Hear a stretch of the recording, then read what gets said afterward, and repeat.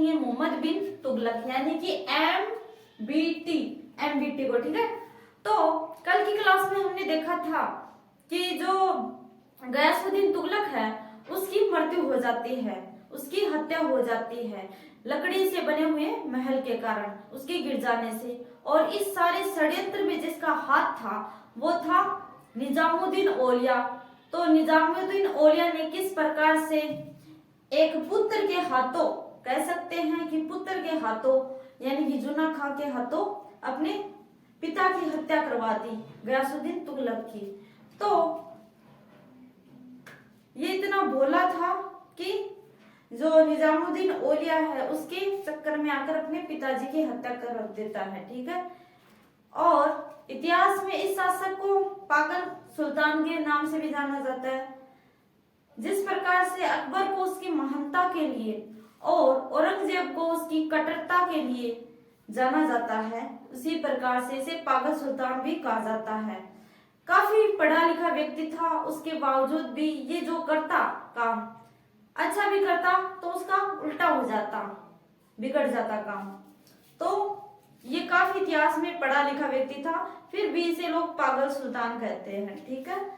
तो चलिए इसके बारे में पढ़ते हैं। और अब देखो भाई, गयासुद्दीन तुगलक की हत्या हो चुकी है। मैंने बताया कि निजामुद्दीन औलिया के चक्कर में आकर इसने अपने पिता की हत्या कर दी, ठीक है। जो लकड़ी का अपना महल था उसके गिर जाने से इसके पिताजी की हत्या हो गई। अब देखो 1325 में जब ये गयासुद्दीन तुगलक की मृत्यु के बाद में उसका पुत्र जुन्ना खां यानी कि एमबीटी मोहम्मद बिन तुगलक के नाम से दिल्ली का अगला सुल्तान बना, ठीक है। तो 1325 में ये सुल्तान बनता है, पिताजी की मृत्यु के बाद में ये सुल्तान बनता है 1325 में। पहले इसका नाम था जुन्ना खां, मैंने बताया ना जुन्ना खां, और जब सुल्तान बना तो इसका नाम मोहम्मद बिन तुगलक हो गया, ठीक है। जिस प्रकार से इसके पिता का नाम भी तो गाजी मलिक था, उसी प्रकार से। अब देखो 1320 में उलुग खां की उपाधि धारण की। तो इतिहास में बहुत सारे ऐसे शासक हुए जिन्होंने उलुग खां की उपाधि धारण की थी, इसीलिए इसको उलुग खां के नाम से भी जाना जाता है। तो ये इसकी उपाधि थी, न कि नाम था, ये इसने उपाधि धारण की थी। तो इतिहास में बहुत सारे ऐसे तो उलुग खां नाम से शासक हो जाएंगे, लेकिन वो इसकी उपाधि है, ठीक है। ये इसकी उपाधि है, न कि इसका नाम है। तो उलुग खां की उपाधि धारण की थी इसने, ठीक है। अब देखो राजमुंदरी के अभिलेख से पता चलती है बात कि जो जुन्ना खां है इसको दुनिया का खान कहा गया है। तो राजमुंदरी के अभिलेख में इस बात का पता चलता है कि जो जुन्ना खां है इसको दुनिया का खान कहकर संबोधित किया गया है। तो ऐसा कौन सा व्यक्ति है जिसे दुनिया का खान कहा गया है? वो है मोहम्मद बिन तुगलक। तो भाई राजमुंदरी, कई लोग तो इसे पागल कहते हैं, और राजमुंदरी के अभिलेख में से दुनिया का खान कहा गया है, क्या बात है। तो शासन जिसका होगा वो किसी भी प्रकार की अपनी उपाधि धारण करवा सकता है, ठीक है, धारण कर सकता है। अब देखो एमबीटी की नीतियां। अब जो ये व्यक्ति तो अच्छा था, बट क्या है कि अच्छा व्यक्तित्व तो होने के साथ साथ आपकी जो नीतियां है वो भी उसके अनुरूप होनी चाहिए। लेकिन इसकी जो नीतियां है वो बहुत ज्यादा विपरीत थी। ये करता अच्छा बट हो जाता उसका उल्टा, यानी कि काम की।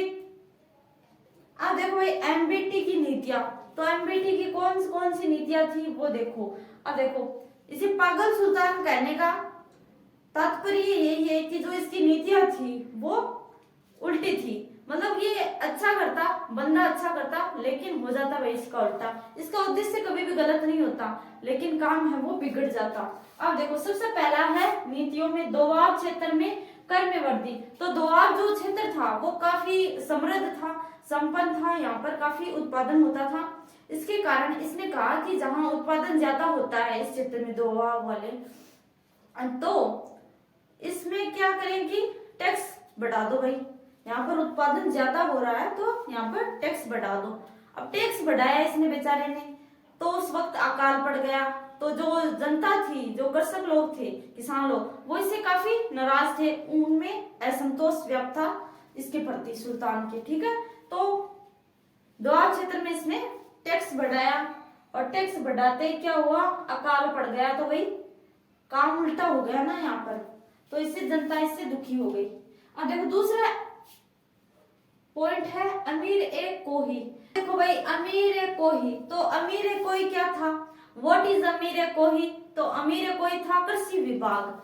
ये था कृषि विभाग, ठीक है। इसका एक अध्यक्ष होता था जो कि किसानों को ऋण प्रदान करता था, और ये विभाग किसने बनाया था, मोहम्मद बिन तुगलक ने। तो इसने क्या किया कि अच्छी पैदावार के लिए, खेती के लिए, ताकि अच्छी पैदावार हो सके किसानों को, इसके लिए इसने है वो बहुत सारी जो ऋण है वो प्रदान किया था जनता को। जिस प्रकार से आज की सरकारें भी चलाती है कृषि के लिए विभिन्न योजनाएं, उसी प्रकार से ये चलाया गया था। इसने क्या किया कि 2 साल में आज के जो 70 लाख रुपए है वो आवंटित कर दिए। बट जो योजना चलाई, इस योजना के जो लाभ थे, मानदंड थे, ये है वो नहीं बताए किसानों को। इससे किसानों को इसके जो लाभ हानि है वो चीजें सारी, इसकी डिटेल है वो नहीं बताई गई, मोर डिटेल नहीं बताई गई, जिसके कारण जो ये आवंटित राशि थी ये भ्रष्टाचार के भेंट चढ़ गई और कुछ भी लाभ नहीं हुआ। तो ये चीज भी इनकी असफल रही, ठीक है। तो ये कृषि विभाग था और बहुत सारे पैसे इन्होंने बांटे थे। आज के वर्तमान के 70 लाख रुपए कर लो, तो 2 साल में इतने पैसे बांट दिए और योजना का लाभ कुछ हुआ नहीं। क्योंकि जो योजनाएं चलाती है सरकार, तो उसके बारे में किसानों को जागरूक भी तो करना चाहिए कि इसके ये लाभ है और ऐसे ऐसे करो, प्रमोट करना चाहिए। लेकिन ये पैसे बांट दिए मगर कुछ और चीजें हैं वो उनको नहीं बताए, ठीक है। तो ये भी इनकी बेचारे की असफल रही। अब तीसरा देखो, राजधानी स्थानांतरण। तो ये ऐसा व्यक्ति था कि इसको मान लो रात को सपना आया कि हाँ मैंने ये चीज कर ली है, तो सुबह ये वही करेगा। ये किसी से डिस्कस नहीं करता था, विचार विमर्श कुछ नहीं, बस खुद को लगा कि ये ठीक है तो हाँ बस ठीक है।